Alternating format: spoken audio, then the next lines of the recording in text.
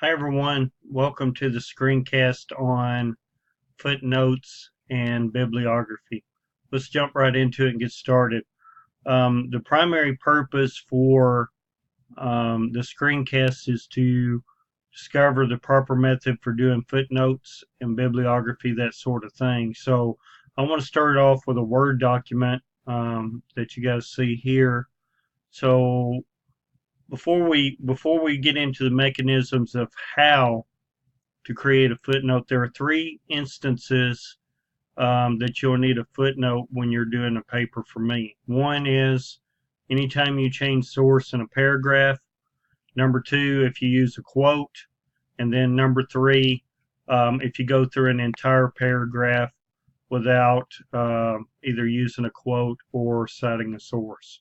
So having said that, let's look at how do you insert a footnote. So the first thing that you're going to go to is references, and you notice that it talks about citations and bibliography, but if you go over um, to the left of the screen, it says insert a footnote. So before we hit the insert footnote, we want to find where we want to put our cursor.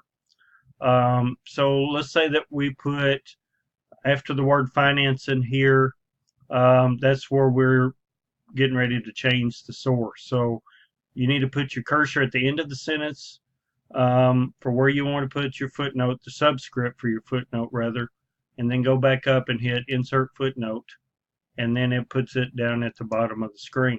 Okay. So what you would do in that instance is you would come back and just enter the information there. But obviously we have an issue right now. We don't have the information, so we need to go gather the information. So to explain how to do that, we need to go to the Panola website, which I'm going to pull up here.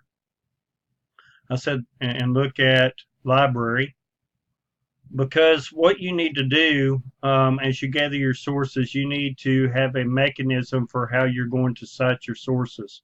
And the requirement for my projects and my papers that you will be completing is that you do it in Chicago style.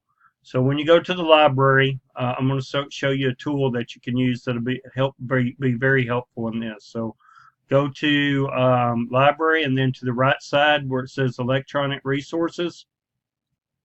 And by the way, if you go and look up libguides and you search down through this is a little extra information. You can click here and it will give you all sorts of information about our project. So that'll be very helpful.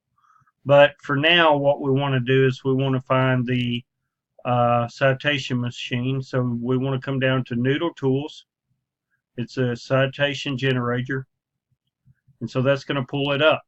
And again, remember that you're doing the Chicago style. All right, so we're going to do a book.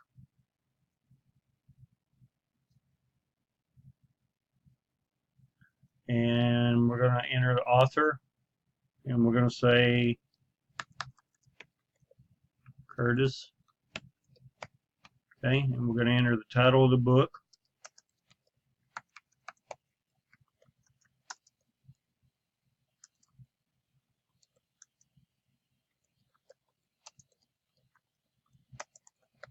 You see that's entered.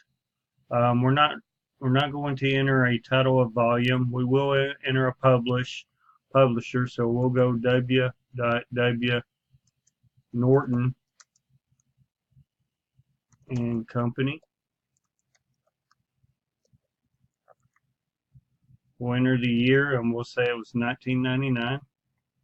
And the publication city we will say is Boston, Massachusetts. We'll say 9th edition. And series name we will say U.S. History Courses.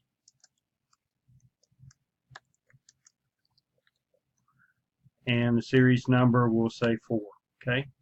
And we'll say this is a scholarly edition. So we're going to save that. And this is what you get. Now, We will come back to the bibliography in a moment, and I will talk about how to do that. But right now we're working on the footnote. So click where it says footnote, and this is a full footnote, and this is a shortened footnote. Anytime you're using the full footnote, it'll be the first time you cite this book. So the next time, if you cite it more than once, you will use the shortened version.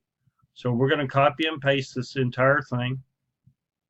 And notice we're not going to copy and paste the number because that's already in our Word document. But notice that there is a tab over here. So when we go back to our Word document, which is here, we want to make sure that we get that tab in. So we're going to tab over one space and then put in our footnote. Now notice here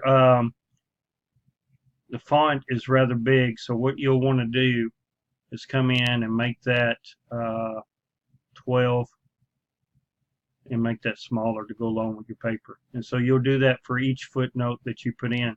Also, you need to come back and put in the page number, and we'll just say 345. And so that's how you do a footnote. And again, I've already went over when you would use a footnote. Every time you change a source, when you use a quote, or if you go through an entire paragraph without using a quote. But you need on the assignments for the semester, you're going to need from anywhere from 3 to 5 sources. So I want to see that you used all of your sources in your paper. So make sure that you keep that in mind.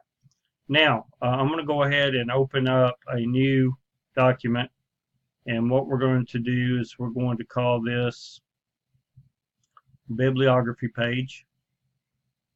So you should type bibliography, and that should be the title of the page. Go ahead and bold it, and then unbold it.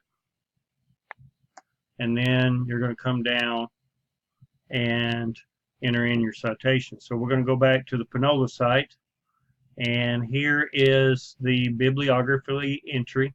And notice that it looks different than the footnote. So many times students get these backwards and cut and paste this in for the footnote when it's the bibliography, or they cut and paste the footnote in the bibliography.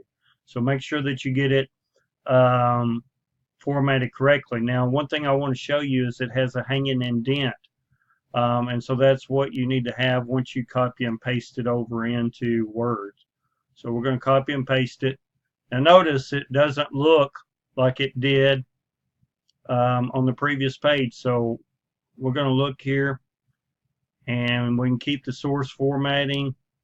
We're going to actually format it in with this, with the formatting of this particular page, which I'd already put in Times New Roman 12-point font. And so we're going to bring this line up by hitting the delete key. All right.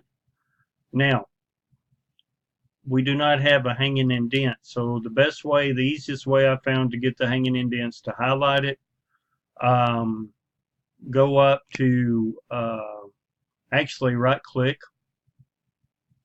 on paragraph, click on hanging. Okay. All right. And so there you have it. That's what your bibliography should look like. Now, obviously you will have more than one entry.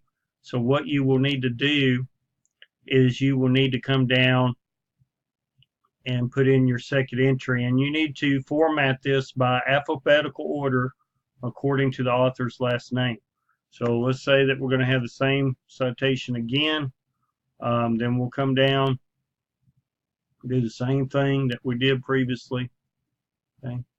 And notice that Word did auto formatting for me for the hanging indent. And so that's what you should be getting at. And it should be double spaced in between. There should be a space in between here, so that your bibliography is formatted correctly. So that's a look at what I'm wanting in terms of the footnotes, the bibliography, that sort of thing. In regard to how many sources you need to go back and look at the assignment directions, and it will give you that information. Okay, let me know if you have any questions about this screencast. Let me know if it helped you. Have a great day.